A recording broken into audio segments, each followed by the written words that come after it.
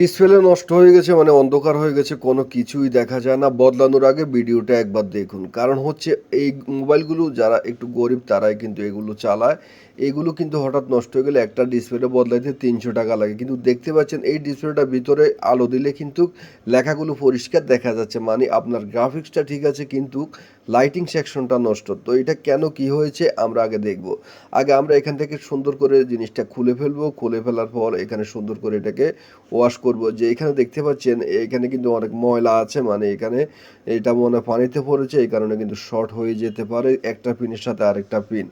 Negative positive এখানে short হওয়ার কারণ থাকে, কারণ হচ্ছে এখানে স্পার্ক করে, এই কারণে কিন্তু শর্ট হয়। তো আমরা এটাকে সুন্দর করে সোল্ডারিং করে আমরা এটাকে আবার ডিসপ্লেটাকে লাগাই দেখব ঠিক হয় কিনা। অনেক সময় লাইন কেটে যায়, আপনারা কি করতে পারেন তারের কানেকশন করে লাইনটা টেনে দিতে পারেন। আমার ওই ধরনের একটা ভিডিও আছে, আপনি দেখে শিখতে পারেন কিভাবে লাইন টানতে হয় এলসিডি থেকে। এলসিডি লাইটের লাইন কিভাবে টানতে হয়। তো আমরা লাগানোর পর এখন চেক করব যে আমাদের ডিসপ্লেটার আলো আসে কিনা। তো বন্ধুরা দেখতে পাচ্ছেন লাগানোর পর এখন কিন্তু ডিসপ্লেতে আলো এসেছে। এখন কিন্তু ডিসপ্লের ভিতরে লেখা দেখা যাচ্ছে। আমি আপনাদেরকে আলোটা বাড়াই দেখাচ্ছি।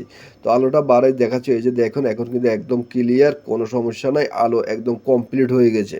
তো এই ধরনের কম টাকা দিয়ে যদি আপনি কাজ করতে চান তাহলে কিন্তু আপনাকে শিখতে হবে এবং আপনাকে বুঝতে হবে আপনার ডিসপ্লের কোথায় সমস্যা হয়েছে। ভিডিওটা ভালো লাগলে সুন্দর একটি কমেন্টে জানাবেন। ধন্যবাদ।